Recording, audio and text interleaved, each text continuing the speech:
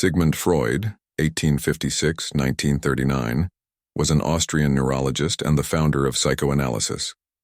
Psychoanalysis is considered as an innovative method in the field of human psychology, especially in the subconscious mind. Freud is recognized for his psychological studies and clinical methods and has a wide influence in this field. Let's get acquainted with the main theories and ideas of this genius psychologist. Firstly, the theory of consciousness and subconsciousness. Freud divided the human psyche into three levels: conscious, subconscious, and unconscious. The conscious level is the thoughts and feelings that the person is aware of at the moment.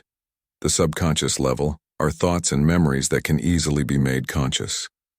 The unconscious level includes experiences and desires that a person does not know about, but which strongly influence his or her behavior and emotions. Defense mechanisms. According to Freud's theory, unconscious wishes and thoughts are suppressed by various defense mechanisms in order not to reach consciousness and cause disturbance. These mechanisms include rationalization, projection, denial, sublimation, and reaction. These mechanisms serve to protect the person from internal conflicts and worries. Freud's theory of consciousness and the unconscious is closely related to his other theories and constitutes his general psychoanalytic approach. This theory is used in psychotherapy to understand and treat human behavior and mental problems by examining unconscious thoughts and desires. Freud's second argument.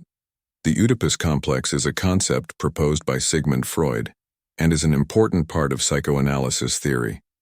Freud defines this complex as a period in the child's development when the child experiences a sexual attraction to the mother and a competitive hostility towards the father. The name of this complex is taken from the story of King Oedipus in ancient Greek mythology. Oedipus unknowingly kills his father and marries his mother. Freud uses this mythological story to explain the complex feelings that children have towards their parents at an early age. According to Freud, the Oedipus complex emerges during the phallic phase of children's psychosexual development, between the ages of about 3 to 6. During this period, the child begins to feel intense love and sexual attraction towards his/her mother, while at the same time, she sees his/her father as a rival and harbors jealousy and hostility towards him/her. Freud argues that this situation needs to be resolved and that the child suppresses these feelings and tries to resemble one of the parents through identification. The healthy completion of this process is important for the child's psychological development and future relationships.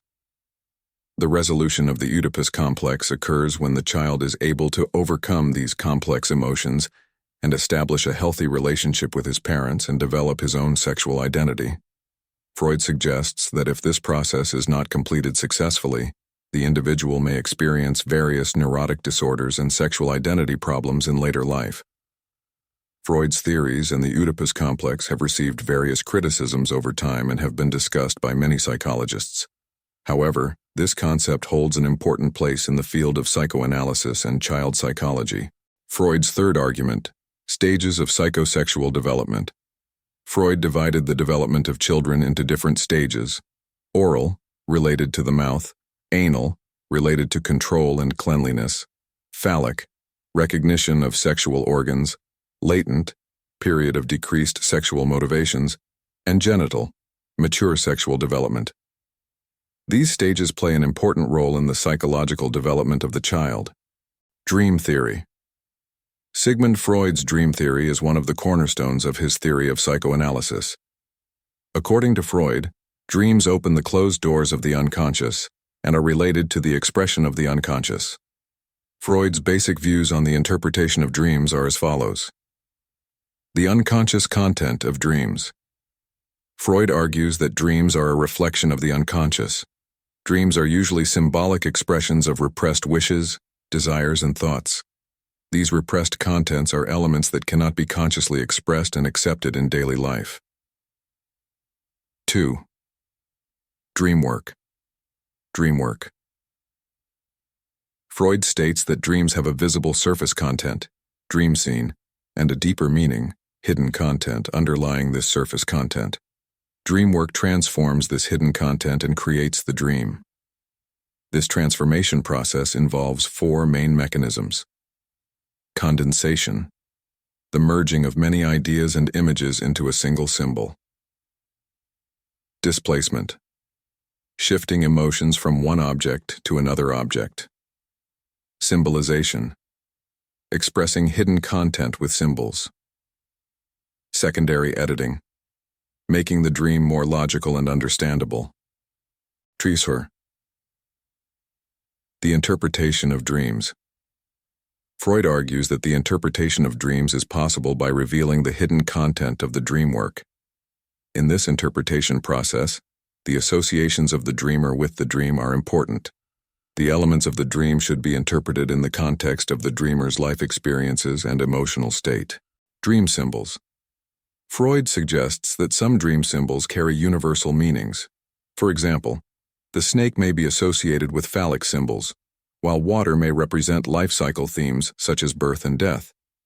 Freud's theory of dream interpretation is an attempt to understand the complex and multi-layered nature of dreams. This theory has been widely discussed and developed in modern psychology and psychoanalysis, but has also received criticism. Freud's approach emphasizes that dreams can be interpreted in different ways in individual and cultural contexts, and that these interpretations can provide important clues to understanding one's inner world.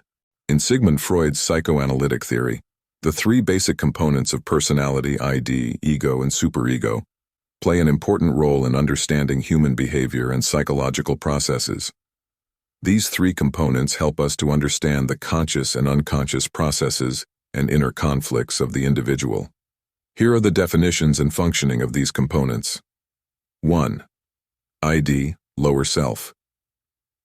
Definition: the ID is the most primitive and primordial part of the personality.